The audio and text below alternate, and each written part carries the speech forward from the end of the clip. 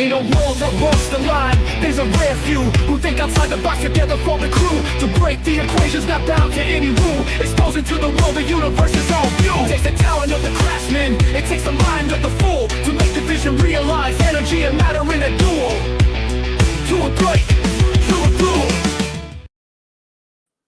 Hello everyone, my name's Old Man Builds, otherwise known as Nathan, and we have Joe here, or the Straight Dope. What's going on, Joe? Hey Nathan, hey everybody. See, for those of you that thought time travel doesn't exist, here we are on Saturday, and it's Sunday. Yes, very much so. We all lost a little time there on that one. Yeah, it happens. You know, things come up, but we do our best. So thanks for working with me and joining us today on a day of rest, everybody. Right on. So what we got going on today, Joe? Well, I think that, you know, after we had talked a bunch of times and then I talked to some people in the chat and stuff, I think that, you know, maybe going a little bit into hemisync, hemispherical synchronization, some of the meditative practices, how I personally go about it, you know, how maybe some people can incorporate that into their own lives to kind of, you know, see things a little bit differently. And a lot of the research and stuff that was behind it. And interestingly, how, you know, it makes a connection with all of the different energies and fields that everybody is using here to try and, you know, get different effects out of their coils. Because it does turn out to all be relevant, and hopefully I can show you that today. Right on. Yeah. So, yeah, where to begin with this? All right. So this story, my story with it at least, starts before the release of some classified CIA documents. Okay, probably in about like 2010 or 11, around that time, I started experimenting with just some basic meditation and incorporating binaural beats into those meditations. I really kind of discovered binaural beats by accident. I was just kind of looking for some Zen type sounds, peaceful rain type stuff or whatever, to just put on to drown out some of the ambient noise and stuff while I was trying to, you know, meditate and, you know, explore that. And then I came across binaural beats. And when I started using binaural beats, I didn't really understand the full extent of why they worked. Okay. But I did notice that they took what was just like basically a calm meditative state that I was able to achieve at that point in time, and kind of break the block as far as like how far I could take it. And I don't think that at that time I really even understood how far that does assist in breaking all these little roadblocks that you might not even know exist. You might think you're getting everything possible out of your meditative practices that you can be, but you know, this shows you time and time again that there's always another barrier to break down, which is super cool. So that's when I had discovered it. Now I don't know the exact year, so don't quote me on it, but there was declassification that occurred prior to me discovering any of this, of a CIA document that an Army general was tasked with doing research on different states of consciousness. And it was actually a binaural beats program that he had discovered that ultimately led him to his research in this particular report. Now that particular paper, even though it was released in the early 2000s or declassified, it didn't actually hit the public until like much after that. Like it maybe took like another 8 or 9 years for that document to even become available. So I didn't even know this was a thing at all at the time. But then ultimately I did discover it, and what I read blew my mind. And I felt like it was one of those documents where if you're actually going to try to tune into yourself and achieve higher meditative states, that it becomes really, really beneficial to read this document, because what it does is it explains all of the science behind why it works, how it works, what else it's connected to, and some of the abilities that people have found through the process. So the subject of this particular document was from the Department of the Army, dated June 9th, 1983, subject being analysis and assessment of gateway process. So the gateway process, if you want to think about it, is the process of breaking through that particular gate that separates mind from spirit and soul. And that's really what makes up the consciousness. So, you know, the general person that's just walking about every single day, they're in their mind. All the other things that, so Nathan, if you could drop the link in the chat. Doing it right now. Cool, thank you, appreciate it. Yeah, you guys could follow along a little bit with that and definitely check it out. But you know, the mind works as a gatekeeper, you know, and what bridges the gap between your conscious mind is your spirit, which ultimately connects up to your soul and your greater higher self, you know, and you have to be able to get through these gates in order to achieve the higher levels of consciousness. Now, what the purpose of this, you know, document, and I'll read from it a little bit. He writes, I begin the narrative by briefly profiling the fundamental bio-M word factors affecting such related techniques as hypnosis, biofeedback, and transcendental meditation, so that their objectives and mode of functioning could be compared in the reader's mind with the gateway experience as a model of its underlying mechanics as it was developed. Additionally, the introductory material is useful in supporting the conclusions of the paper. I indicate that at times, these related techniques may provide useful entry points to accelerate movement into the gateway experience. So again, the reading of the document is kind of a critical factor in understanding the mechanisms of what the binaural beats that they utilized in this process are doing. And it's that understanding that helps you actually make it happen even faster and to a greater extent. So what the document ultimately does is it defines your consciousness as a quantum physics mechanism. Okay. You know, and saying that it's basically part of a greater whole. And by, you know, being able to break through just the mind and the ego and all that sort of stuff, you'll actually be able to expand your consciousness in such a way that, you know, your senses perceive the world differently. And I could attest to the fact that, I mean, that's absolutely true through this process. You know, what it kind of goes into saying too is about how our senses that are given to us to explore our environment and experience our environment, you know, they kind of lie. You see, it's, you know, the raw data that is picked up by our ears, by our eyes, by our taste, by our smell, by our touch. It's all run through the mind and processed and then given to you in a way that's manageable, you know. But one great example of how, you know, like our vision is probably the number one sense that we depend on, and how we experience the world is how we see the world. But yet, you know, our eyes pick up the reflections of light off of objects, so to speak, right? The reflections of light, even that we get in our sense of color, okay, are actually the opposite of what that material is. So what's super interesting, if you want to think about it, is that when you see something that's green, okay, it's actually not green. It's everything but green. Green That's is what crazy. it's not taking in. It's what it's reflecting. And that's what you see and perceive. So it becomes a little bit of a deductive reasoning when you look at something and you're like, oh, well, that's green.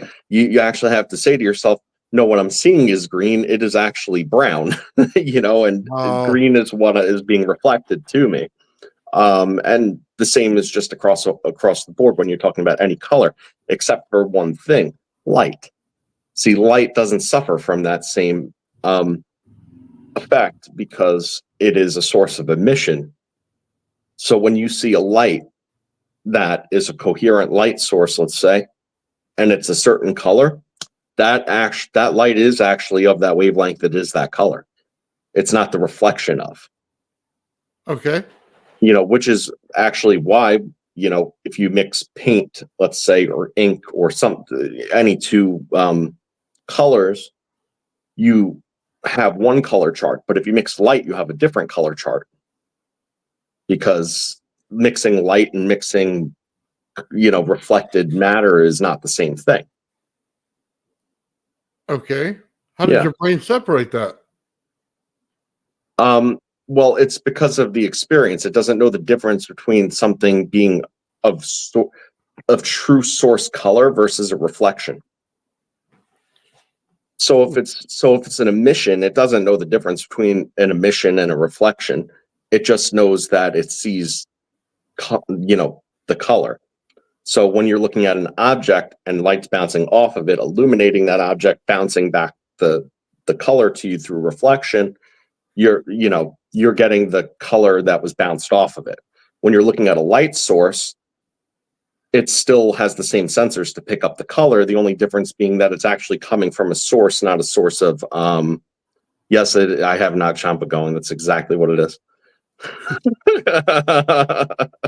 It's right in front of me.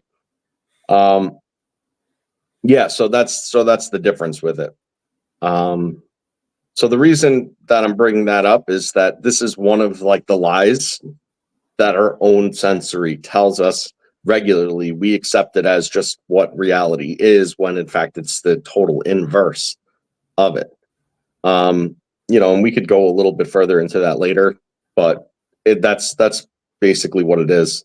Helps you break these things down. So in the Gateway report, it connects the consciousness to quantum physics. And it does so by bridging the gap between the binaural beats and the quantum physics with the book that I continuously reference every single time I'm on here, Stalking the Wild Pendulum by Isaac Bentov. Okay. And, this book breaks down time, space, wave functions, all the quanta, from beginning to end, as far as kind of what it is, and then goes into states of being able to manipulate all of those energies, and then ties it into consciousness and how to basically jailbreak your mind to stop seeing the world as a load of horse manure, schmanure.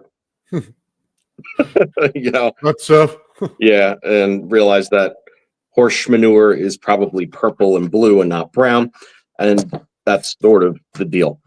All right, so now that they have the connection between the quantum mechanics, energy, and mind.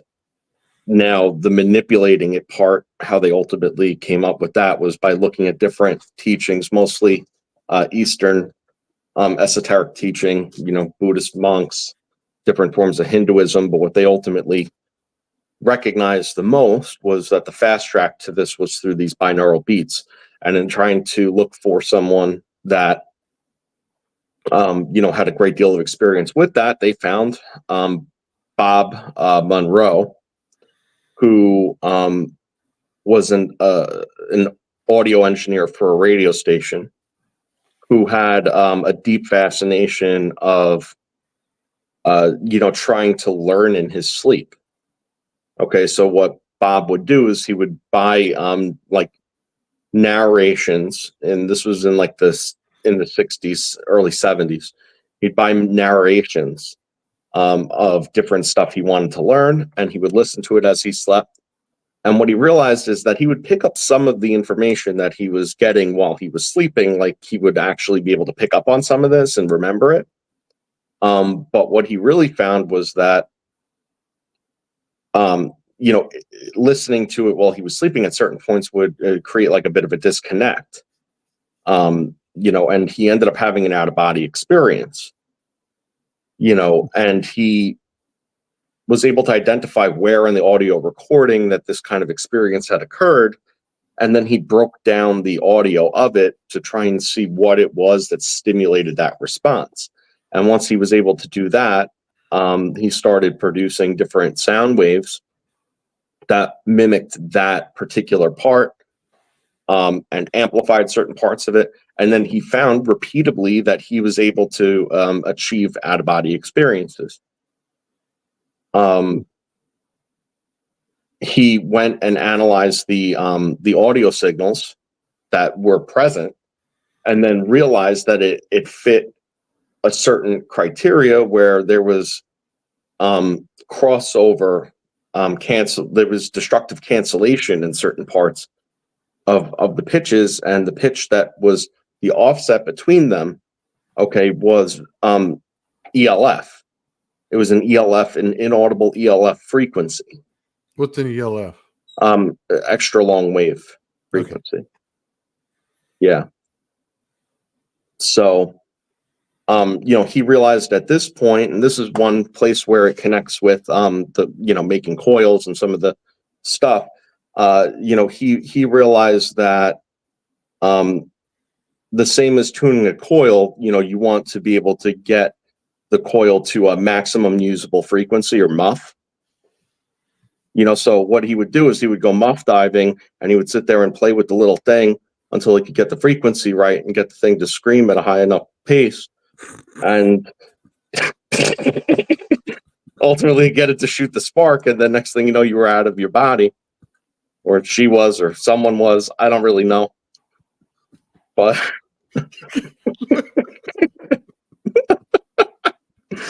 oh fuck.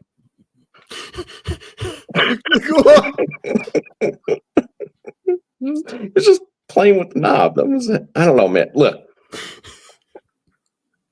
Good old Bob Monroe. He didn't say that. I just made that up.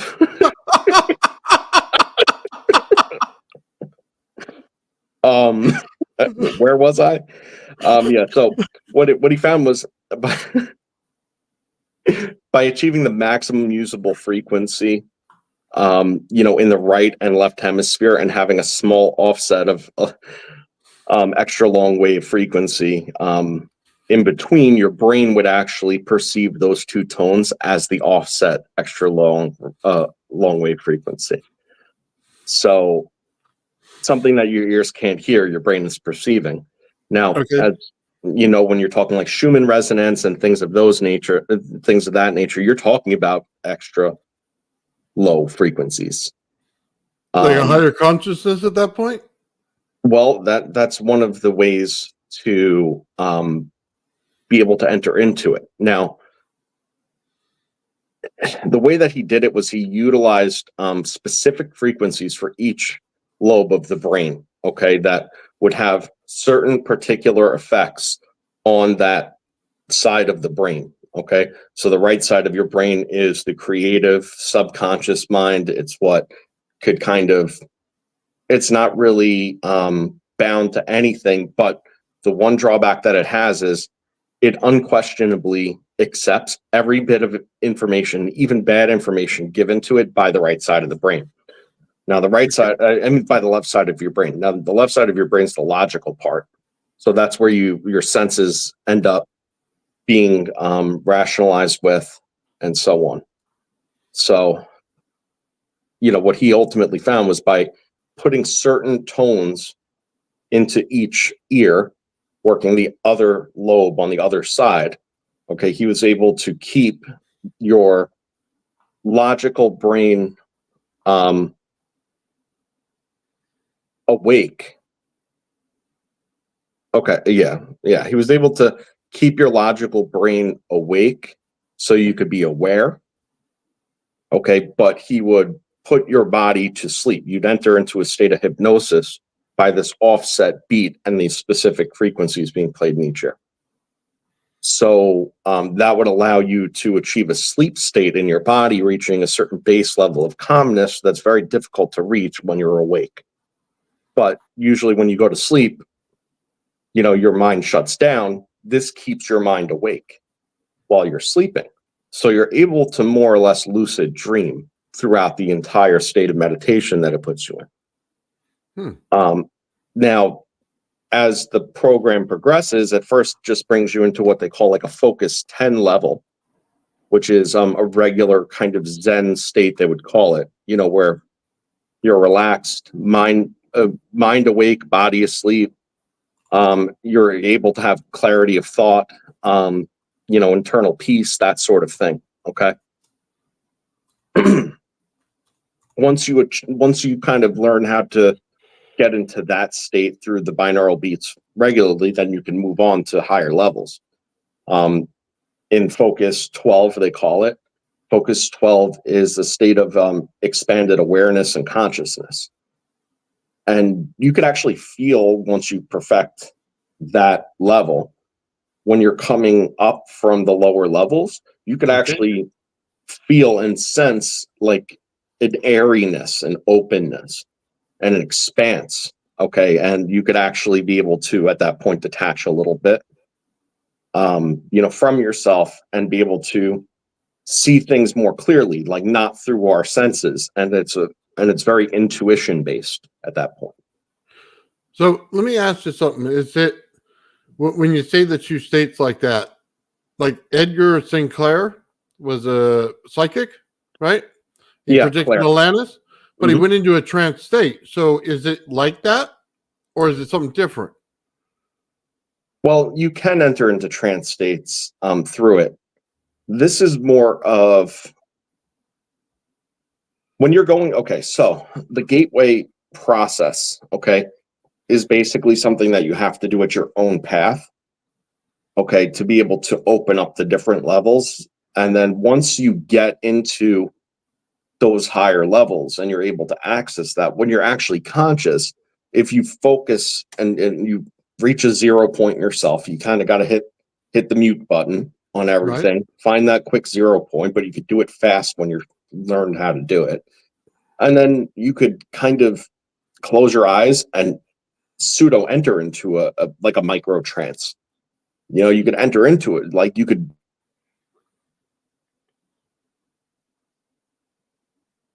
induce it without the process of audio and all. You have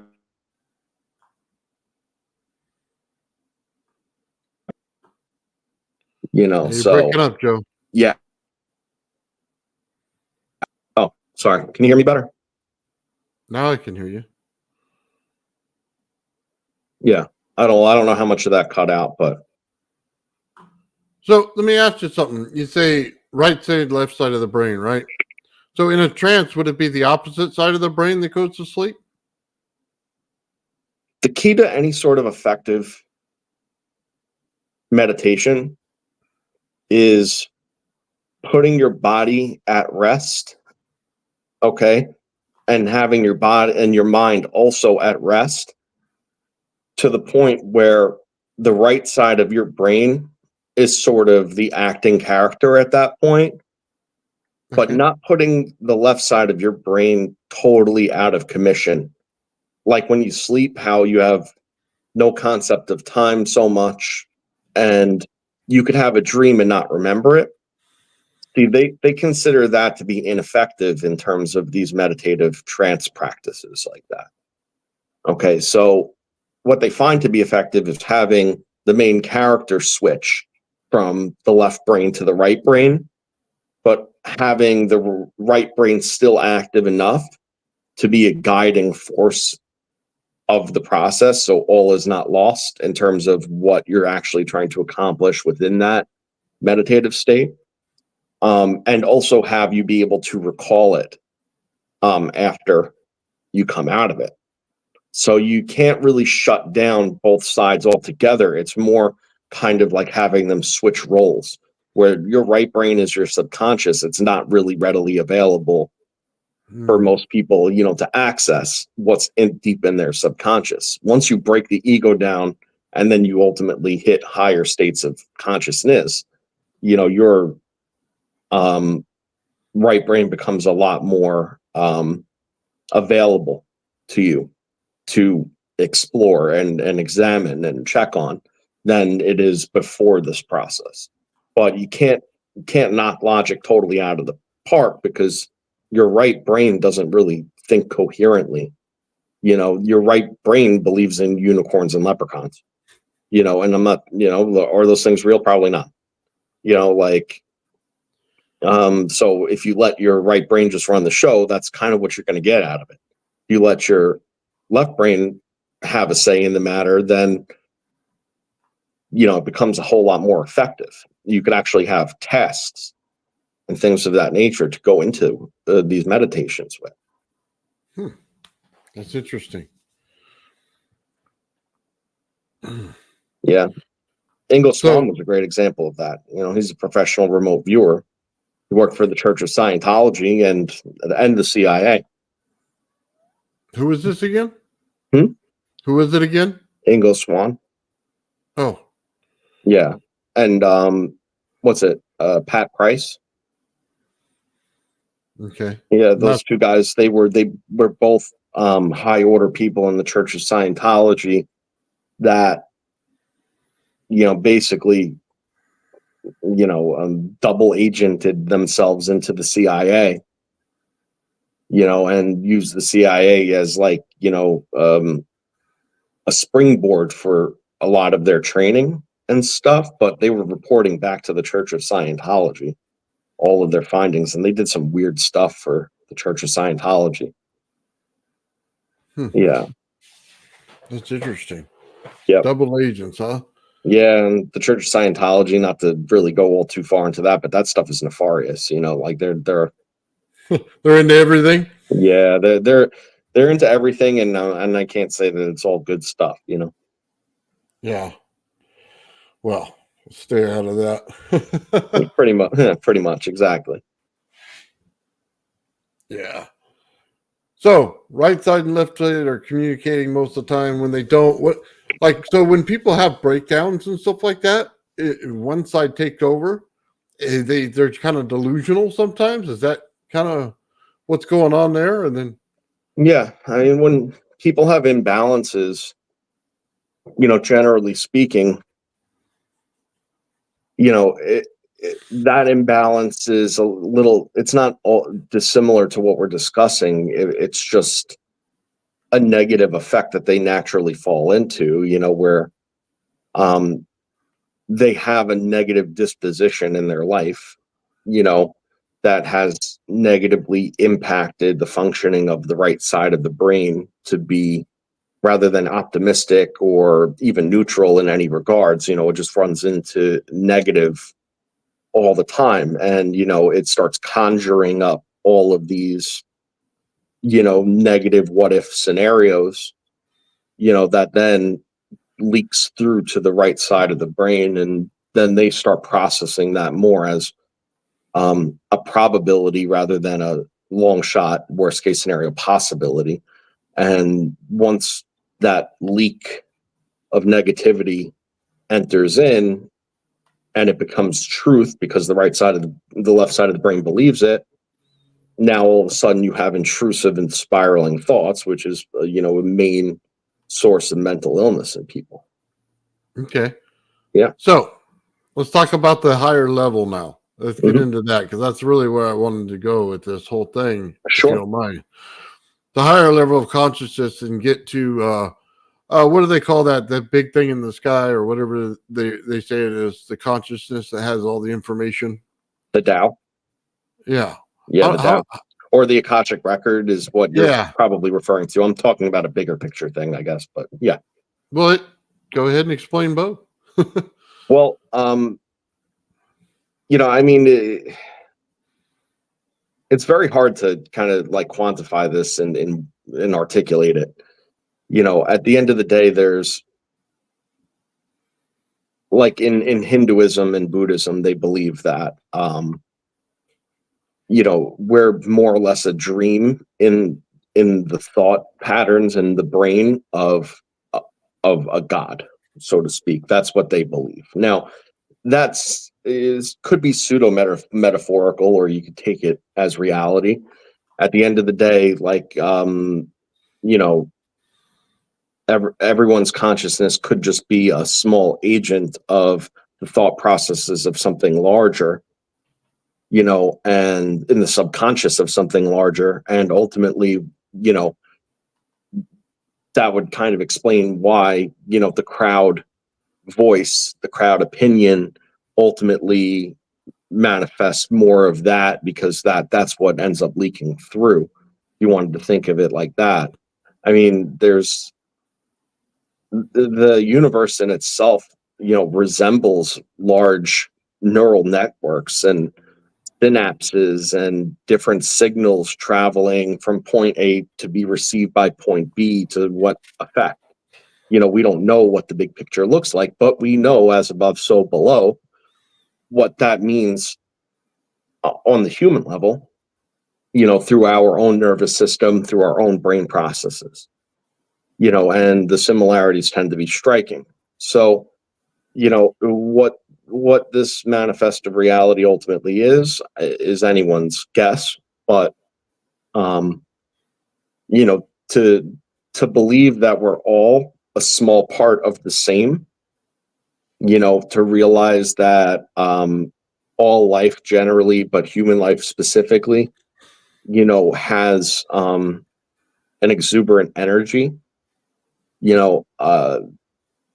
I mean, it's a long shot grasp, I guess, but I mean, I personally believe, for no reason I can prove, that the human energy, is actually a plasma force. That's what I think.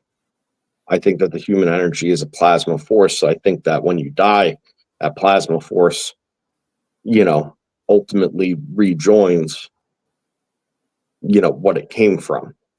And when you think about the stories and depictions of heaven, and then you start to look at some of these different meditative processes, but also the after death religious type scenarios that are discussed. And then you start thinking about these UAP reports that they have with plasma balls, ball lightning, different plasma forces chasing about each other and then combining into one, and finding themselves into thunderstorms to charge themselves up and then leaving, or going around different objects and kind of exploring. I mean, a lot of it kind of makes sense. See, no one person's plasma force may be that particularly strong to do that on itself. But if you're sending that back where it came from, when you pass away, or if you're temporarily detaching from it in high meditative states, it combining with more plasmatic forces and stuff to, be a possible mechanism for some of these unusual things that they're seeing and stuff. I think that that's a possibility, because they're basically saying that plasma is the bridge of the gap. And I've said this too before I even heard anybody else say this, but plasma bridges the gap between energy and matter.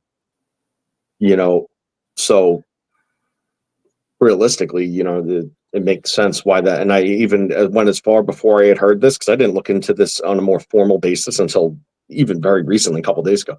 They're saying that that I called it the animating force of matter, maybe a couple of weeks ago when we spoke. And then I had actually heard that come up in conversation, after the fact. So like an animating force. Yeah. It's all, like I said, this is all it's all super out there stuff. This is all the super out there next level stuff. So I'm not saying any of it's true or that, I firmly believe, definitively and unquestionably believe any of these things, but there's logic behind it. That's what it boils down to. Well, I believe in that conscious state where you meditate and put yourself in a whole different frame of reference completely in your mind, where you shut some stuff off and it basically shuts down both sides to a quiet state. And then you could take one idea out of the whole thing and look at it in depth and then configure what's going on around that idea and how it's functioning. You know what I mean? It more in a mechanical sense, I guess, if you're looking at it like a clock and how to take it apart and put it back together in your head, it would be easier at that time because there is no noise. There's no chemical process in your body that's using all the energy. It's all right there in your head where you can, maneuver. It's just running the rest of your body how it has to. But that part's the one that's really getting all the activity going on. Now, when it comes to that, and then also how that relates to like Akashic records, how I look at Akashic records is a little bit two-step. Okay. And what I mean by that is there's or maybe even three-step. We'll call it three-step because 3 is a better number. Okay. Now, the first step is the step that every single person more or less undergoes. Okay, regardless of where you're at, and that's in sleep. So when you sleep, there's a certain defragmentation of your mind that occurs that allows for, hopefully, you don't have so much built up, a little bit of a clean slate, so to speak, to be able to enter into new experiences, new thought processes, new things without all of the annoyances surrounding it. And that's step one, and it really just happens for everybody while they get some sort of productive sleep. Now when you start to go up into step 2 of that becomes the more advanced form of that. Okay, and what that means is you're not really on this up and down slope anymore, that you're either in meditation or in sleep. Your defragmentation processes are highly effective, and they're able to sort the information into more and experiences into more digestible and understandable quantas, and then they're able to draw then connections between this information, that you already know, and make it be meaningful to you, where possibly before, it was just in a cloud of, of random, so it's an organizational and connection based process that occurs in people that are at more of a 0, who participate in meditative practices or good sleep or are generally healthy and well-minded. That stage 2 is that next stage. Now, when you're in stage 2, you're never all that far off from hitting the stage 3. Okay, the stage 3 is a whole different ballgame, though. Okay, that means that you generally run at a 0 all the time, And when you generally run middle of the road, okay, you feel the good, you feel the bad, you experience it. It gets sorted where it has to be properly from the get-go. The connections are already made, and now, because the connections are made, these new bits of information are kind of going into a place that makes more sense in the first place, and then can be further sorted as life goes on. Once you're at that point, the next stage is, being able to get into the greater connective consciousness of perspective. Okay. So whenever you're able to remove yourself then from your own self, look in at your own self, and then look at everybody else around you, you start to get a lot more information. Okay, because now it's not about you coping through all of your nonsense. Now this is about ascertaining information from everything around you from an external perspective, and then dumping it into the same bank where everything else came from. Now, all of a sudden, you're coming up with stuff that you never even thought of because you're seeing things you never even saw. And that's realistically what it is. And it is a collective consciousness.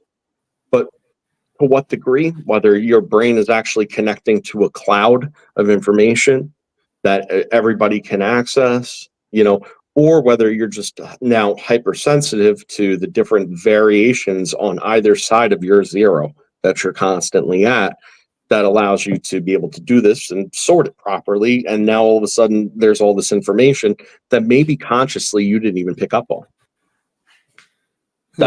That's kind of the key. Consciously, maybe you didn't even pick up on the fact that you saw this, but your brain did, and that's the Akashic record, where like once you access it, it's, you might have a thought or a question consciously. And when you access that Akashic record through the deeper states of meditation, then you come out, maybe a couple days later or something, and then all of a sudden it comes to you. It's like given to you. Or sometimes your intuition will show you something that now you're sensitive to. It'll point you in the direction, bang, there's your answer. It's all intuition. It's being psychic is real, but being psychic isn't magic. Yeah. No, I get that. You sometimes glimpse at something, you don't pay attention to it, but your brain perceives all the information and stores it, and then something triggers it later, and then all of a sudden your brain explodes with all its information. I've had that. That's a weird feeling, man, because it's like an instant download into your head of everything that's going on at that moment for that thing. So yeah, that's exactly what it is, man. And it's the more clarity that you ultimately achieve that way, the easier it is for you to start creating the things in your life that you want, whether it's in a project or a problem that you've been stuck on, or a life issue or whatever. It allows you an external view of it, lots of information about it, and then all sorts of different paths to take. And once one of those paths come about, it like lights up, just like there it is, and it's very cool when that happens. Yeah, I love it when you get to that dream state in like the last 5 minutes of your dreams, where you're starting to become conscious, but your whole body's still in that relaxed state, and you're not quite there yet, but you're kind of there. And then things start to populate in your brain at that point that you'll be able to remember and perceive, you know what I mean, in that dream state. So now you can work things out a lot better in that time. Or it shows you an identifying factor that you didn't know before. Mm-hmm. And I asked about the psychic thing because sometimes maybe that's all that's going on, is they're pulling out that identifying factor they didn't know before while they're in that state. Yeah. I mean, when you can look at somebody, let's say you're going to a psychic, right? And you're getting a psychic reading, when a person on the other side of the table to the person that's getting the service, so to speak, right, is, from the moment they walk in to the moment they begin speaking, to sort of like, well, what brings you here and this and that, it's a form of like white magic psychology in play. Yeah.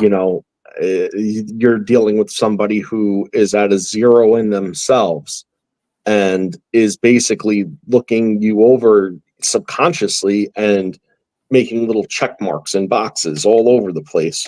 And all of these little tiny check marks tells them exactly kind of where you're at and where you want to be and maybe what brought you here. And, then the line of questioning that's always like, I mean, who is this to you, and stuff like that. That's stuff that comes out of intuition, and it's very crazy. Sounded like my wife there for a minute. Knew everything that I was thinking, the conversation in my head, and she was having it before I even got there. Yeah. So, well, my experience with women's been very similar, except they generally get the intent wrong. So Yeah. they need to tune themselves to that better because yeah, okay, yep, what you're saying, except that's not what I meant by it. So maybe you want to hear me about that. But hey, throw my hands up. Yeah, I totally think that there's a higher state of consciousness, and it goes deep into your soul of who you are and how you handle things. And it's like, do you let things linger? Do you close the argument? Do you know what I mean? Are you satisfied with who you are as a person? Can you get over your shortcomings in the past and forgive what you did to yourself? Not necessarily everybody and what they did to you, but you have to forgive yourself first. You know what I mean? If you had a part to play in any of it. And Yeah. I think that part goes into your soul. And then you can start to reach these higher states. And without that, it's really hard to get yourself at that 0 point where you can even start to meditate at that point. It's true. I think that the number one thing that I see in people who I could say need this. See, you can't, first of all, you can't ever tell anybody what they need. That's first off. And every single thing about all of this, you know, you can't even teach a man to fish. You know, all you could do is expose that it exists and then they have to discover it. Everything with this has to be a self-discovery. There's nothing anybody can tell you, and it goes back to like old Gnostic teachings, and where that word even comes from. Gnostic, or Gno. Instead of K no, you Gno. The fact is that there's a difference between something you believe and something that and what is the differentiating factor is discovery and experience. Something you believe is something that makes sense to you that you've been told, but to know something means to have actually discovered and experienced it firsthand and then been honest in its interpretation. And where people go wrong most of the time is that they're just not honest with themselves. And they think that that's harmful. That's harmful to them. They'd rather attribute whatever they have going on as cause and effect, not of themselves and their role, but rather what other people have caused them. And then that's what the emotional, the emotional like static, comes from. Is all this blame, and then that goes into forgiveness. So it's like the first thing that you have to really learn in any of this is don't worry about what anybody else did. Where am I honestly, and what did I do to be here right now? That's Not right. is it fair, not what did it cause, no, but that shouldn't have happened.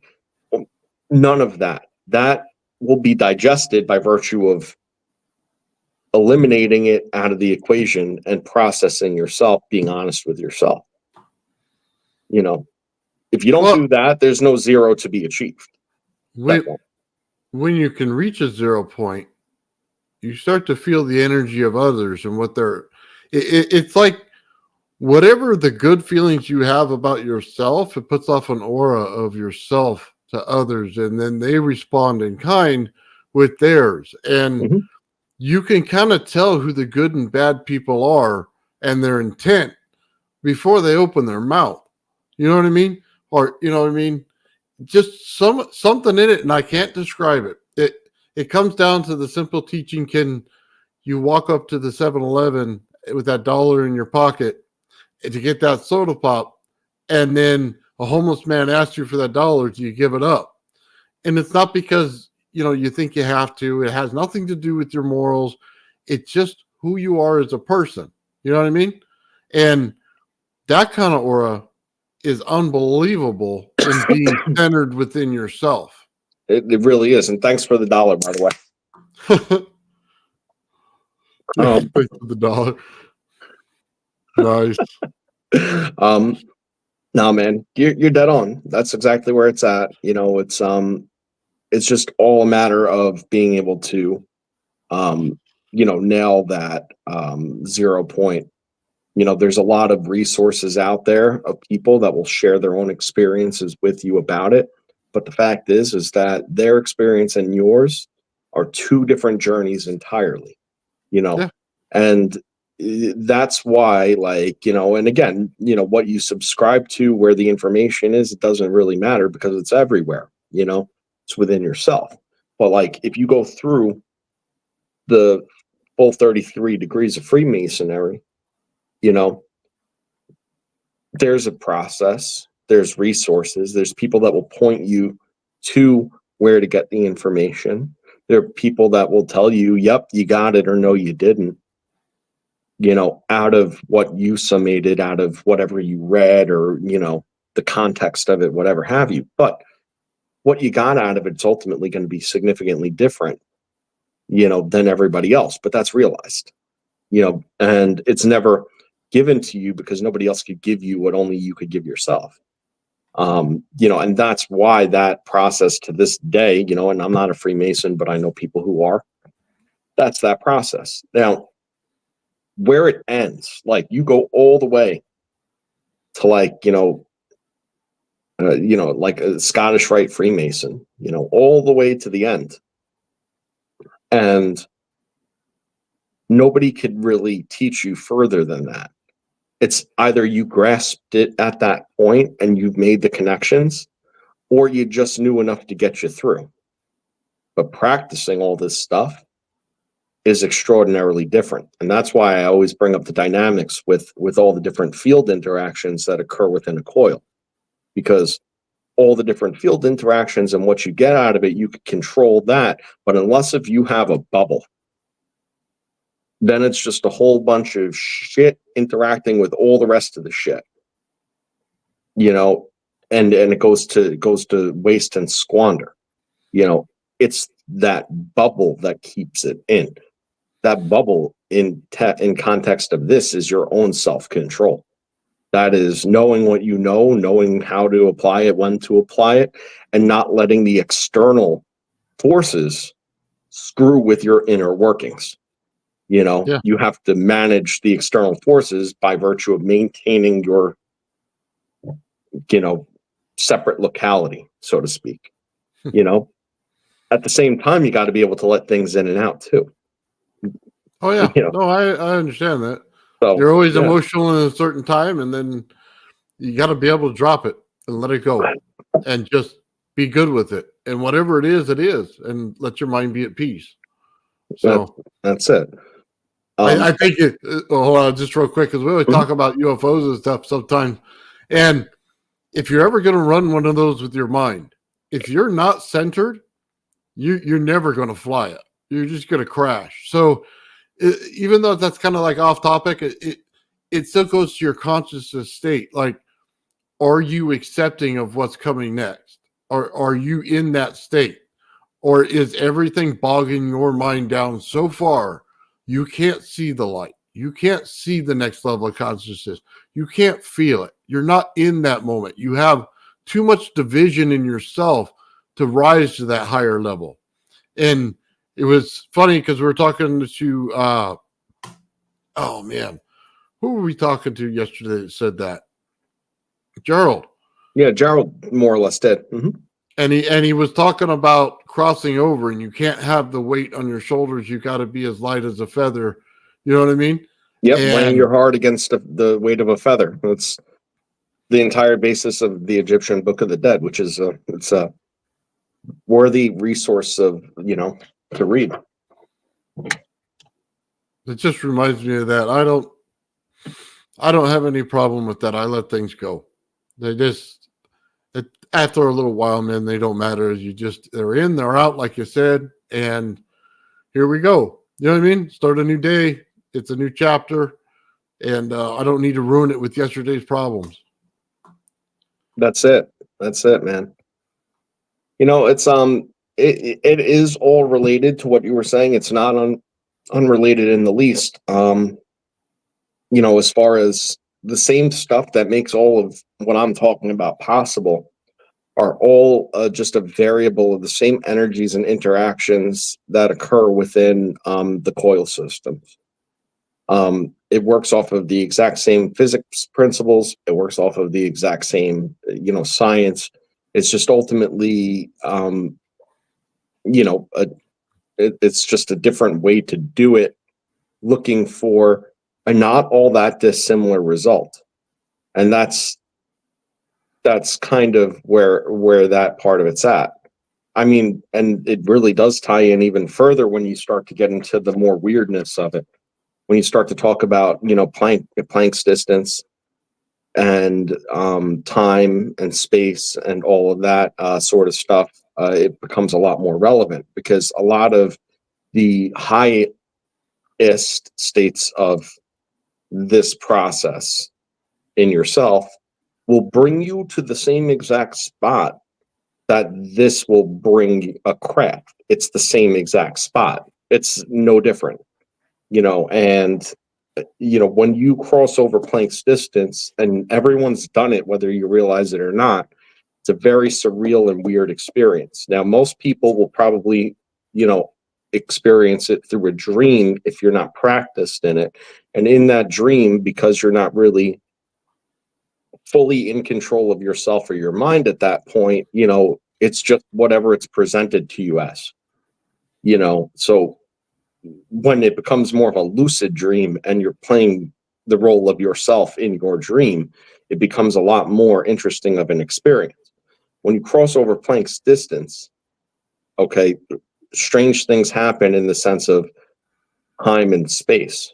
And what you'll often find is that you'll find yourself in a familiar place, okay, that's like a liminal space, okay, with only people that seem familiar to you, and you know who that person is, even though who you're looking at mentally in that moment might not even accurately represent that person. So, like for instance, when I reach those dream states or high meditative states and I enter into that, I often find myself in one of several different familiar, somewhat identifiable, but different liminal spaces that never end, and kind of loop, like it's stuck in time, but the interesting thing is that, like, people that have passed away, or people who I haven't seen in a very long time, can kind of be summoned in conjunction with strangers. It's never anybody that's actively in my life. Almost never in that scenario. And I've contemplated that before and been like, that's unusual, because, you would think, at the forefront of your mind is the people closest to you, the people that you interact with regularly, and that would be what's being decompressed in your head and what's manifest in your head in these deep states. But for me, at least, it's always people that have passed away, or people that are distant from me. And, I think that I made sense of that by saying, well, yeah, you can summon people who have passed. When you're in past Planck's distance, the energy is there. And it's not only is the energy there, but the space doesn't really make much of a difference. So it doesn't really matter where they are. They could be where you are. And where you are, like, is a place you're familiar with, but not now, not as it stands now. It's as it stood at another point in time, and you're just there. So do you, like with other people, even if they're passed away, is it more of a energy echo in your head that they're there, or a remembrance of what they're saying and how they say it and how they would interact with you? No. Or is it something more? Something more. It's never a memory-based thing. It's all relevant to where, meeting me wherever I'm at that moment. Like it's not a memory or something that we did or something like that. It's, hey, me, And it's like, oh, I know you, that sort of deal. Okay. And they already know exactly where you're at, and they can meet you where you're at, and you already know exactly where they're at. I remember a couple times when that first happened to me, I became like kind of emotional about it. And, they were like, I was literally convinced that a friend of mine who had passed away, like not literally convinced, and that's not the best way to put it. I had to like contemplate in my wakefulness that my friend never died and they found him or something, because what I had experienced was so real in that dream state, that it seemed unlogical that wasn't the truth. But then I realized that I'm just perceiving this in consciousness the wrong way. He's there, but only in that state. And whatever confusion I'm suffering from at this moment, because of this, is because I'm bringing it into my waking reality, So it becomes very confusing a little bit at first, but like, as long as you're not insane, like clinically insane, then you could kind of make sense of it and separate it and realize the significance and appreciate it for exactly what it is, but also not sit there and start preaching the word of he's still here, he's still alive, go talk to him or something like that, because then you're a madman. Like you have to kind of know where it exists, why, and to what degree. Hmm. Yeah. When my dad died when I was a little kid, I would always think to myself, at some point, he's just going to drive home. You know what I mean? But he's not really gone. Even you see him in the casket, you see those other things, you just think, there's no way. You know what I mean? That person's still here. And then when you do something, I can hear his voice loud and clear in my head. And that's probably just an echo of a memory. You know what I mean? Like, but it's talking to me as an individual. So I don't know, you know what I mean, that you could separate all of it. Maybe it's just my mind telling me that's where his emotional process is and how he would perceive this situation. Maybe that's all it is. I haven't had the part where, you know what I mean, someone else could come to me and talk to me on one-on-one basis, like they're, you know what I mean, subconsciously there. If that makes sense to you. Like there's a difference in my mind letting go in that way. Yeah, and that's what breaking through these different layers does for you. Realistically, is it it jailbreaks your mind. It's kind of what it boils down to. It jailbreaks your mind. It's and it's not for everyone, by the way. So this is not for everyone. Like there's a very, very fine line, between being able to experience these things and have them be a productive and meaningful thing within your life and have them actually be helpful. There's a very, very fine line between that and just being absolutely positively committably not well. Like, and that's unfortunate, it is unfortunate, but like you really have to know where you're at and be able to monitor yourself through this stuff to be able to rationalize it, or else you're not going to be a functioning person. Like, because some of the stuff that you experience in these higher degrees of meditation, it's just as real or pleasurable as anything else that you've experienced in your waking regular day. So why wouldn't you want to relate more to that? I feel like for some people it's, and why wouldn't you just want to spend most of your time there then and whatnot? And, like that. And then people like will just be like, they don't know the difference between real in context and real in physical reality, because like these things are not manifest in physical reality. That does not make them fake. Okay. But it doesn't mean that that they apply to your waking self, so I would hope that someone watching here would care about me enough if I said, I think that my buddy who passed away visits me and I see him and he talks to me and, like to put me away and because I'm unwell. Like, that's not what I'm saying, What I am saying is that there is a way to access and be able to appreciate these different elements of, the human mind psychology and how it connects with the greater whole, while keeping it in the reality and context of being a sane and normal human that understands what normal waking consciousness is, so tread lightly, Yeah, and I do it get that. do it naturally, like for what it's worth. I know people will take drugs and stuff. If that helps you, and that, I'm not one to judge. I'm just saying, there's a difference between having something given to you and thrown to you and you to make sense of it rather than you discovering those same exact benefits yourself. I could say that for my own personal experience, discovering it was the most beautiful part. Well, you're ready to accept it, though. I mean, I don't know that I was fully ready to accept it when it started coming into view. I think it scared me, Well, it scares the living Like it- daylights out yeah. of me sometimes. Have an out body experience. It'll scare you, man. Like it'll scare you. I didn't know if I was dead. I have no idea what's going on. And it's not all pretty either. Like, when sometimes like, you end up with like, what do they call them? Yeah, there's a name for it and it's eluding me.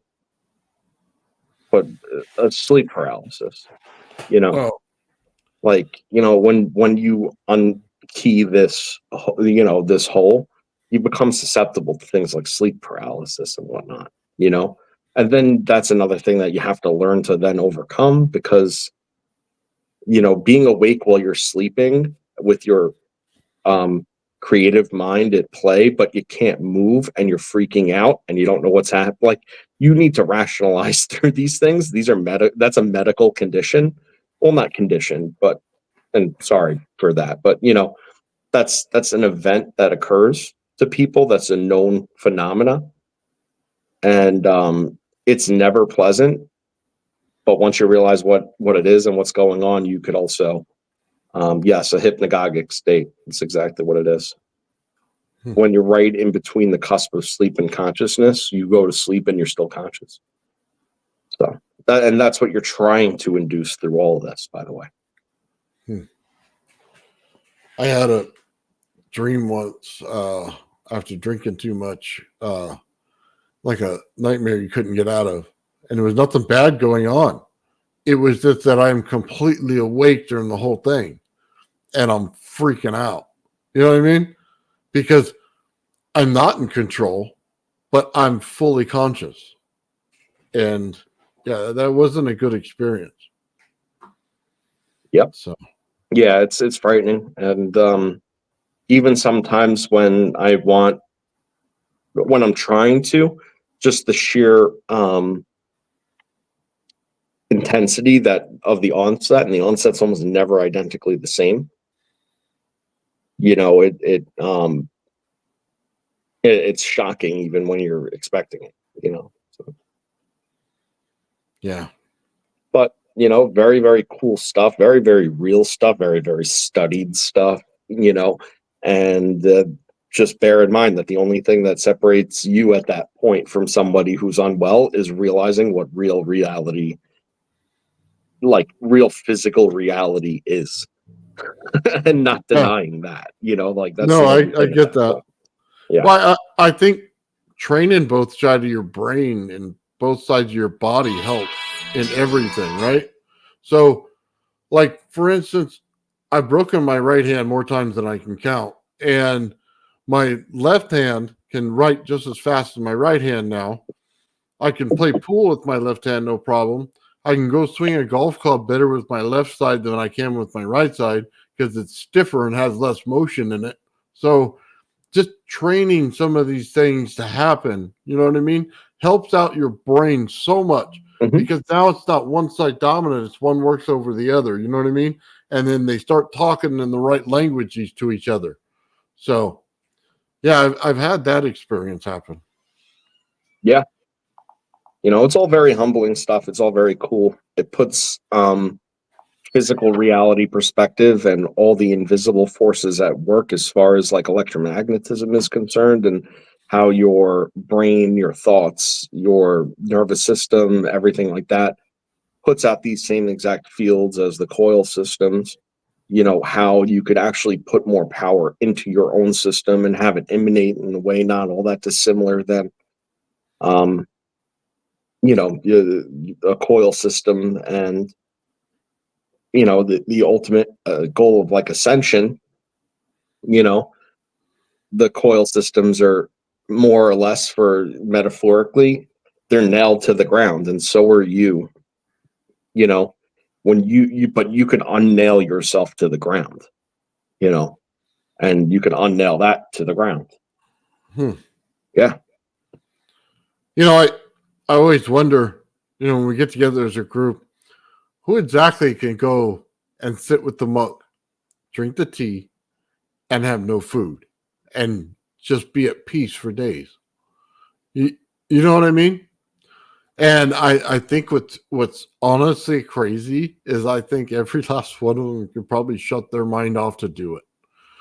You know what I mean? That's the crazier part, because sometimes you get somebody in that's just their mind rattles at 100 miles an hour that they just can't shut it off. So Yeah. Well, you know, I suffer from diarrhea in the mouth. I get it. You know, it's like, and just, sometimes you just gotta like try and catch it and be like, but yeah, catching it's the hard part, you know. I don't know. It doesn't. I don't know. It doesn't seem that hard to go into the state if you're willing. You know what I mean?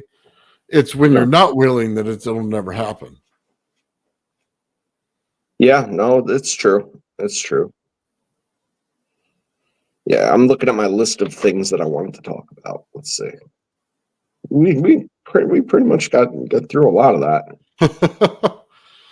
I did want to show do you have the mushroom pictures? Oh, Not the ones from the video, the one that I sent you. Give me 1 second. It's only ironic that it was mushrooms. I just thought that it displays something really, really good that yeah, it's you not know, that. might help some people out. I shut off my Facebook sometimes because it's always going off. So just give me a second.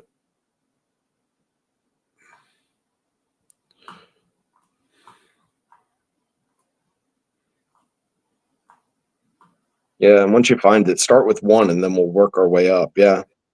Okay, I found it. So give me a second. I don't know which side's one in this. They don't number them. Yeah, no. Well, you were at one a second ago. Okay. So this one? Yeah. Okay. Okay. So that's just like a cross section of a mushroom, and it's actually like a monopole toroid, you know, and you can actually see how the force, you know, curls up into itself on the outer part. I really can't point to it, but how it wraps around and then comes back into itself, expands before it compresses.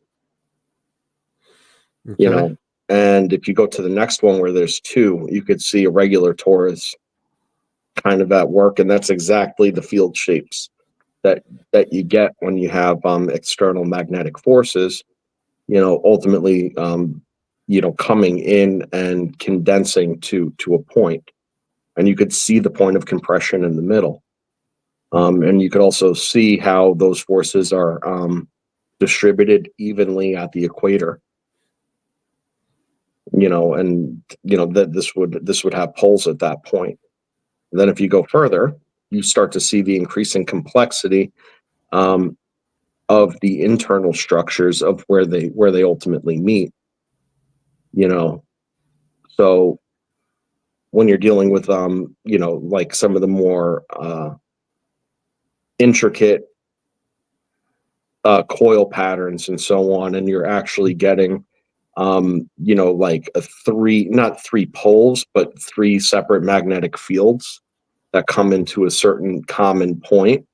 You know, this is more the type of interaction that you're getting, and you'd end up getting more of a spiral out of this, because You know, this is obviously not moving, but you know, those fields are. So if you proceed a little further to like 4, you can start seeing the increasing complexity of a cubic structure. And I mean, it's beautiful. Like if you look at the middle of that, I mean, first that's like a cross. It's beautiful. But it starts to get more interesting as it becomes more complex. So here, if you don't mind, Yeah. continuing there. Yeah. What's the next one? Yep. And now you have pentagonal, and that's a hexagonal, this one. Okay. And now the hexagonal is important, okay, because do you see what's happening dead in the middle of this particular number? Is you have a point, you have a blank point in the middle. Okay. Now the reason that that's significant and the points in between the mushrooms up further are not significant is because when this is in motion, those other blank spots, they become diffused through that motion. But the center does not suffer from such a force. You know, this now you have a spiral with a hole. Now, where it becomes interesting is that it just now the more you add does not necessarily mean that you're going to have that phenomena. It's going to collapse at certain points and reappear larger as we go on. So here, continue to 7 now, or whatever it is. Yeah. So look at that one. That's the big hole.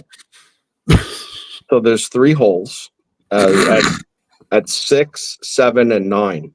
Okay. And 7 and 9, those are the big holes, and then the little holes at 6. So I don't know which one to put it in, but this one looks pretty good. 7's a pretty godly number, and that's a pretty big 0-point hole that you have there. A lot of mushroom heads in them holes, huh? Lots of mushrooms and holes. See, I'm always connecting dots, trying to make a joke and make sense of it all at the same time. All right. And if you don't think this is sacred geometry, well, you know, I mean, then you're not looking at the same photos I am. So, you know, again, tying it all together. And I found this as a resource online when I typed in mushroom sacred geometry. I was like, you know, jackpot. Yeah, so this is 8, but go to 9, because 9 is... I think that's 9 right there. That's the last 9 one. has the most stable of the 0 points where they all meet. So, you know, it's 3 is actually where the spiral starts. 6 is where the 0 point starts, and 9 is where the 0 point expands to its highest degree. This is actually a mushroom. This is the way they grow. Is this? It's a cross section of a mushroom representing a monopole toroid. No, I mean, but is it real? These are just this isn't a mushroom growing. Oh, okay. These are just cross sections of a mushroom in how they would conjoin around the sphere. Gotcha. In different numbers. So, you know, each mushroom section would represent, you know, 1/2 of a bipolar torus. Wow. Yeah. And how they would combine in the middle. So again, if you put that in motion, then, and I don't know how to do that anymore with the software that I have. There was a point in time where I knew this. If you start spinning this thing around, you would actually start to see the emanation of the outer mushroom cap, so to speak, in a like a propagating wave type movement. Okay. The center of it would start a spiral, but again, the black void, so to speak, within that spiral would then become diffused because of that motion. But at the eye, the center, that maintains its integrity as a 0 point. Yes, Smurf houses. At least it's not Smurf holes, because that's just weird, man. You know. I'm trying to keep a straight face, John. Listen, there's some dirty cartoons out there, and I've seen them when I was younger, much less mature. Oh man. There was also something I wanted to share last week, and it was super relevant then. And then I didn't even realize how awful that hurricane was going to be. So if anybody watching was, impacted by that hurricane, I'm horribly sorry, and I hope that you're getting through it. But I did want. Did I send you the hurricane pictures? No, I don't know. Let me see. You don't know? All right, sorry. All right. I could kind of describe what it I was. got this picture right here of you on the road, I think. Oh, you could show those. And I don't know what this is. Here, put it up and I'll tell you. Sorry. I'm no looking problem. through it. I'll have to figure out a way to make this stuff. So there was this one. That's a photo negative. Okay, this is actually a cool photo because I took this one. So yeah, we have a very bright light about maybe 1,000 or 1,500 feet off the ground. Okay, which it was like kind of a hazy day.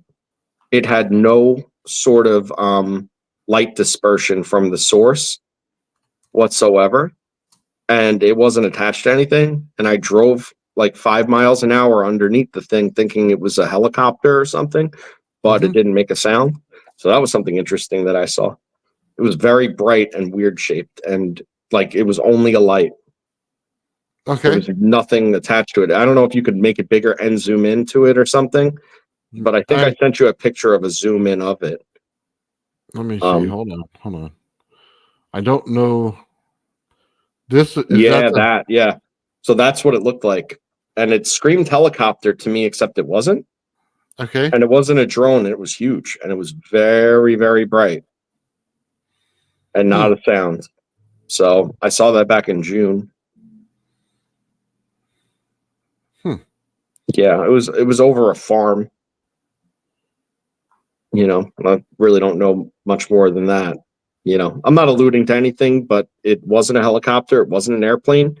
It was in my sight for about 2 minutes altogether because it's a very, very long straight road. And it never moved, bobbed, turned, nothing. Really? And the other weird thing was after I passed it, I couldn't see it in my rear view mirror. It was gone, essentially. Really? So, gone to reflection, huh? Yeah. So like at first I was like spotlight, whatever, but I just like I'm just trying to convince myself it was something and not nothing. Because everything I experienced with it was like I couldn't explain it. So that's crazy. Yeah. What it was with the hurricane, and even if you can't pull it up, it's okay. It hadn't made landfall yet to the center of the eye. And when it was passing over Cancun, okay, it had a pretty weak cell around the eye. Okay, it was very sporadic, very weak. As soon as the eye came into contact with the landmass, the whole entire ratio of the power of that eye changed. And what it did was it broke off into mini toruses all around the eye and then shoved all of the energy into a really, really powerful cell to then surround the eye. It was super fascinating. But what was strange about it is you could see the spiraling of the hurricane, but then once it started touching that eye, it was just throwing other cell toruses off of it, and you could see it on the radar. It was very, very neat. Sorry again, but for purposes of scientific conversation, it was absolutely. It was extraordinarily fascinating. And then it actually intensified around the eye of the hurricane immediately after it made that landfall and started shoving off of the landmass.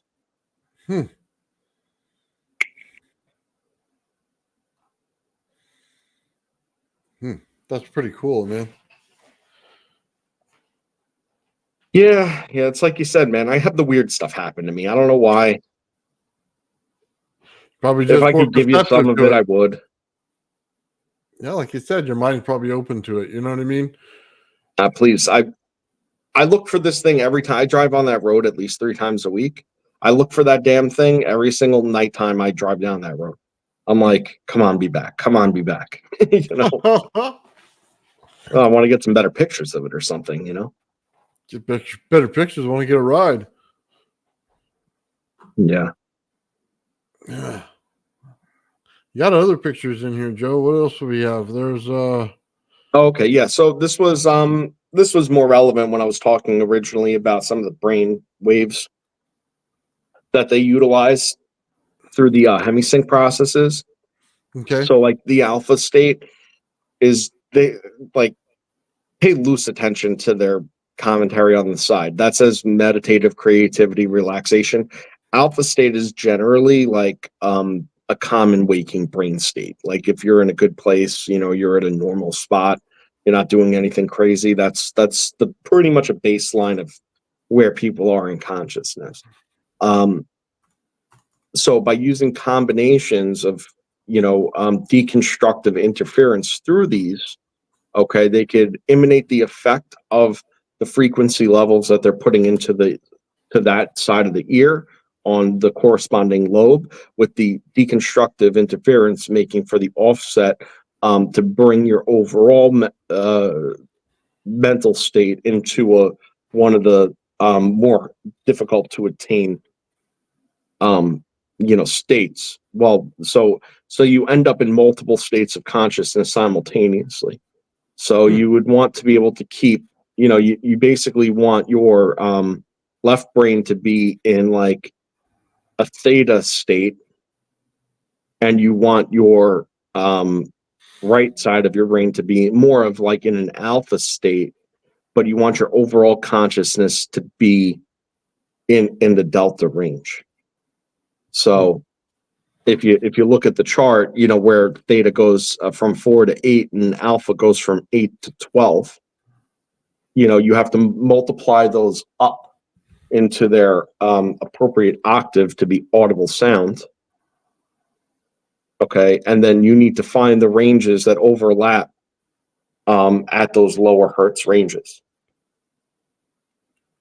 So basically at the threshold of alpha and theta for each corresponding side, with the most minimal offset to get into a overall theta or delta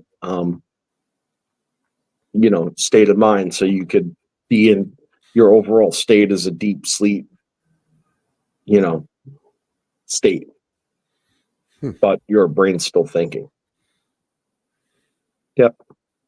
So that's how that's all represented. You know, they have multi-frequency you know, patterns that they put through those processes, and they could induce all sorts of different states of mind, you know, through those particular programs. I mean, the actual Monroe Institute stuff is absolutely fantastic. Hey, Joe, real quick. Yeah. I saw these on there. Let's talk about this one. This is so interesting when you Isn't send that it cool? to me. Yeah, because it shows the geometry shape in 3D and then you see it in 2D. Yeah, that's exactly it. You know, so you're getting actually those are four-dimensional representations, because if you look, there's internal structure, which isn't really internal structure in 4 dimensions. It's just, you know, a force of time of the more complex shape. But to digress, you know, yeah, when you're looking at sacred geometries 2-dimensionally, and you're thinking in terms of that, but you're looking for shape to manifest, the 2-dimensional shape to manifest as like a 4-dimensional force field. That's sort of the translation, is the shadow trick. Yeah, Always they have a find whole that bunch of these things, 3D print files and stuff for people too. It makes a lot more sense now. Something I've seen before. So Yeah, I always look at it as the shape on these coils and stuff. The wire is just the energy flow pattern, like the pattern in which the energy is supposed to go, right? Mhm. But when it hits certain points to another point, it creates sound. And At that point, when it creates sound, it creates the fields, and then the fields take on the shape of the curved parts, and it puts together a whole entirely different geometry when you look at it then, because it's never flat like you think it is. Never. No, the fields never would be because they don't exist on a two-dimensional plane. Yeah. So, all right, let's look through the rest of the pictures here. I just thought that was interesting. Yeah. We had, let's see what else in here. This one was kind of like the mushroom thing. It is, except that's those are like cross sections of a torus. So it goes right into what that mushroom image was trying to actually depict and show. So if you slice the torus up from different axes, this is what fields look like. Gotcha. Sorry, I'm trying to read what's in the chat. Some things seem discombobulated to what's going on, so I'm trying to make sense of it. Some of it just doesn't make any sense. Yeah, well, my eyes keep darting around because I have it on my screen, and then I have it on my big monitor that's behind me too, so I can see the images in the chat. So I'm like, so I look like I'm out of my mind, looking in every which direction all the time. But no, hi people, it's just me. That's why I changed my monitor, because I look like Stevie Wonder just doing this all day. Yeah. Well, one day I'll learn and I'll get a proper setup. That my eyes could look in one spot. Until then, no deal. Yeah. So, right on. What's this? Drunk as I am. Well, I don't know. It's pretty early in the morning still. So, all right. Let's see what else we got sitting here. You had these in there, Joe. What was this? What's going on here? So, okay. So those were when I was talking about how we perceive color opposite of the color, so to speak, color spectrum of what matter actually is. Because our eyes pick up on the light reflection, not the absorption. Okay, so these were just some weird photo negatives that I found, and I split them so I could show them separately. But they have some paint on them. It's skin. That's what the eye sees. But if you go to the other image, then you could see that this is more an accurate representation of the color, so to speak, of what's the contents of the matter that the light is reflecting off of. Now, where it becomes interesting with that is that's color. But when you think about value, meaning how dark something is, obviously where places where light is absorbed most, we see darker. So even though this is a representation of what the color differential is, this also inverts the values as well. But the actuality of it is that the values that we perceive are correct, but the color is opposite. So if I could get my old photo software loaded up on my computer, which has been a challenge for me, I know how to show that, and I'd like to create some imagery showing that, because I think it would be super cool. But for now, photo negative's the best I could do. Gotcha. Now, the only time that's untrue, okay, is with light. Now, remember what I said. If it's a light source, if it's from emanation of light, okay, then you're seeing the color correctly. Okay. It's only when it's reflecting off of matter. So you know how they say the sky isn't blue? Well, that's true. Okay, that's fine. But now if you have a blue laser, okay, or a blue light source or a white light source, then you're actually seeing that correct from its point of emanation. Yeah.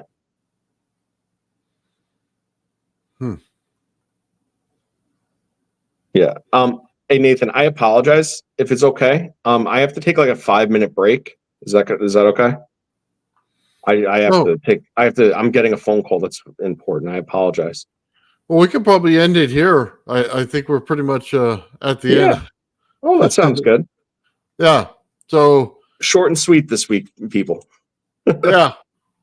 So yeah, I think we went through a lot here, and it's probably best captured and left alone. Amen. Yeah. All right, guys. Thank you very much in the chat for hanging out with us. Joe, thank you very much for coming in here and talking with me. Of course. And guys, have a great day. It's been And real. we'll Till talk next later. weekend. Take care. Yeah.